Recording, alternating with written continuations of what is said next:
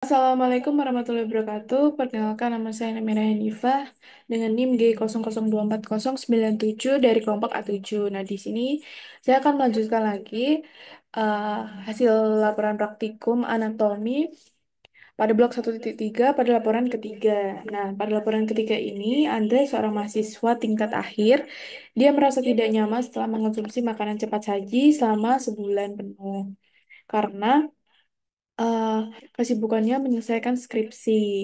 Nah, ia itu sering mengalami perut kembung, kemudian rasa tidak nyaman di bagian bawah perut, dan gangguan buang air besar. Nah, dalam obrolan ringan di kampus, Andre mengeluh kepada Anda. Nah, sebagai teman yang baik, jelaskan kepada Andre tentang traktus digestivus inferior. Nah, jelaskan perbedaan yinum dan ilium, kemudian bangunan di kolon, kemudian anatomi yang berhubungan dengan pengeluaran feses. Oke, baik. Nah, yang pertama di sini coba menjelaskan tentang perbedaan yinum dan ilium. Nah, yinum pertama di yinum untuk dominan yinum itu banyak villi intestinalisnya, tapi kalau ilium itu banyak limfonodinya. Kemudian kalau vaskularisasinya, jejunum itu fase jejunalis, kalau ileum itu fase ilealis. Kemudian untuk letaknya, jejunum itu di regio umbilicus, kemudian kalau ileum itu di kanan bawah cavum abdomen, yaitu di pelvis. Kemudian untuk jumlah arkade vaskularinya, itu dia jejunum itu dia lebih sedikit ya daripada ilium. Nah, kalau jejunum itu sekitar 1 sampai 2, kalau ilium itu sekitar 3 sampai 5. Terus fase rektanya itu dia kalau yuyunum itu dia panjang, kalau ilium dia pendek. Kemudian tadi udah ya banyaknya vaskularisasi, kalau yuyunum itu dia sedikit dan ilium itu banyak. Kemudian untuk otot polosnya, kalau yuyunum dia tebal, kalau ilium tipis. Kemudian diameternya, yuyunum itu dia lebih besar dan ilium dia lebih kecil. Kemudian untuk pelika sirkularisnya itu, yuyunum itu dia besar, banyak, sama dia rapat. Tapi kalau ilium dia longgar-longgar gitu. Next, kita bakal bahas struktur bangunan di kolon. Nah, ada beberapa kolon. Yang pertama itu ada ascendens. Nah, dari cecum sampai ke permukaan inferior lobus hepatis Dexter. Nah, dia bakal membelok ke kiri membentuk flexura coli dextra. Nah, dia bakal melanjutkan diri sebagai kolon transversum. Nah, nanti dia bakal dipisahkan dari dinding abdomen anterolateral oleh omentum maius. Kemudian ada vaskularisasinya, yaitu untuk arteri, dia arteri ileokolika et arteri kolika dextra. Terus untuk venanya, dia bakal bermuara ke vena mesentrika superior. Nah, inervasinya itu dia simpatis, nervus, kalau di simpatis itu dia nervus planicus minor, kalau parasimpatis nervus vagus. Next ke kolon transversum. Nah, di kolon transversum ini dia bakal berjalan menyilang eh, abdomen mulai dari flexur coli dextra sampai flexur coli sinistra. Nah, untuk vaskularisasinya itu untuk arteri, dia ada 2/3 proksimal, yaitu dia arteri kolika media cabang arteri mesenterika superior. Kemudian sepertiga distal, yaitu dia arteri kolika sinistra cabang arteri mesenterika inferior.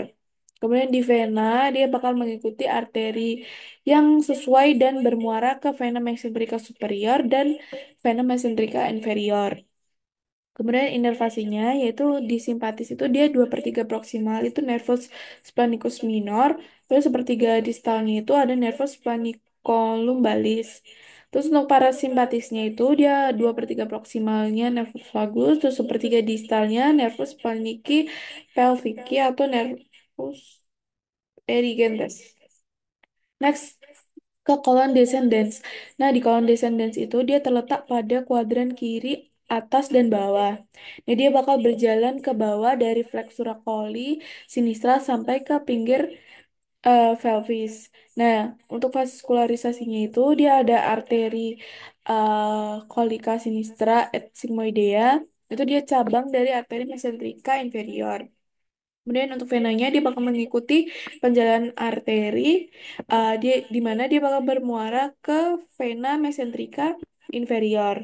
Kemudian untuk inervasinya, dia untuk simpatisnya itu dia nervus splenicono-lumbalis. Terus kalau parasimpatisnya nervus splenici pelvici. Next ke kolon sigmoideum. Nah, dia tuh penggantungannya oleh mesokolon sigmoideum, kemudian dia bakal melanjutkan diri ke rektum. Nah, vaskularisasinya itu dia dari arteri kolika sinistra dan arteri sigmoidea, yaitu dia cabang arteri mesenterika inferior. Kemudian untuk venanya, dia ada vena sigmoidea, dan nanti dia bakal bermuara ke vena mesenterika inferior.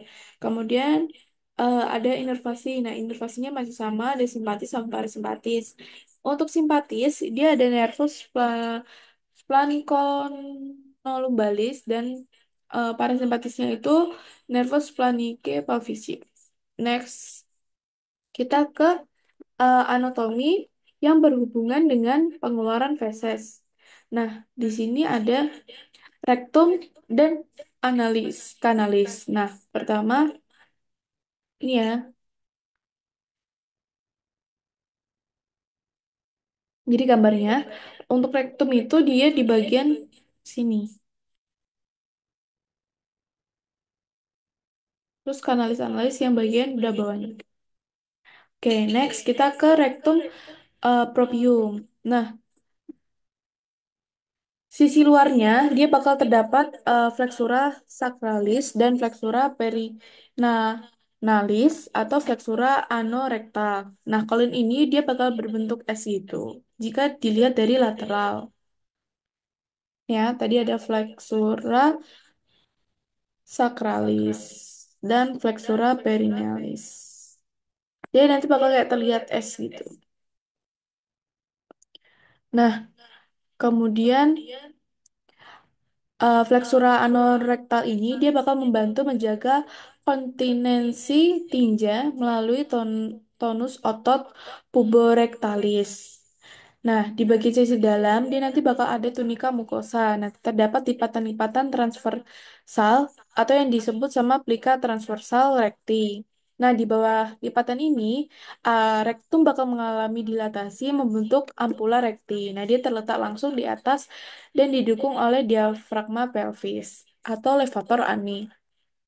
Nah, ligamentum anokoksigeal ampula rekti ini memiliki kemampuan untuk berrelaksasi karena fungsinya ini untuk menerima dan menahan akumulasi massa tinja sampai dikeluarkan saat buang air besar. Nah, hal ini menjadikan ampula rekti ini sebagai elemen penting dalam mempertahankan konsistensi tinja ini. Nah, kemudian untuk zona transisinya dari rektum ke analis itu ada ditandai oleh linea anorektalis. Nah, area ini bakal dicirikan dengan adanya perubahan dari plika transversalis recti menjadi plika longitudinal anal kanal. Nah, next kita ke kanalis analis. Nah, dia itu terletak di bawah diafragma pelvis. Jadi dia tuh di bawah pelvis ya, berarti dia di dan berakhiran di anus. Nah, nanti anal kanal ini dibagi jadi tiga segmen, yaitu ada zona columnaris, pecten analis, sama zona cutanea.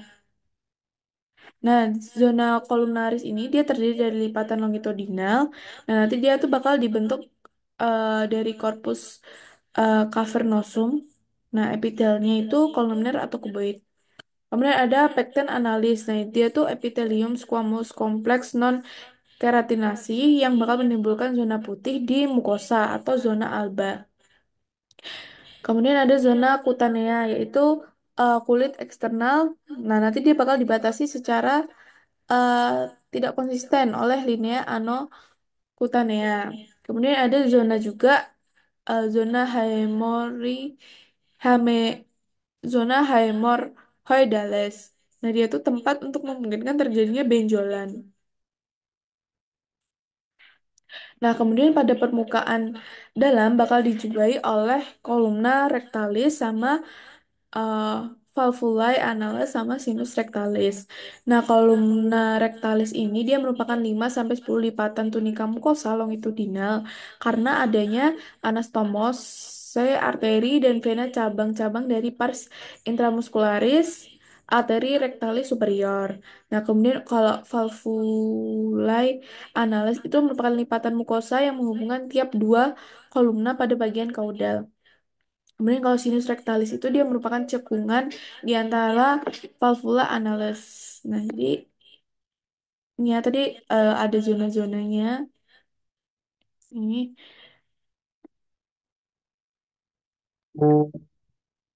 Nah, kemudian ada beberapa otot-otot sphincter.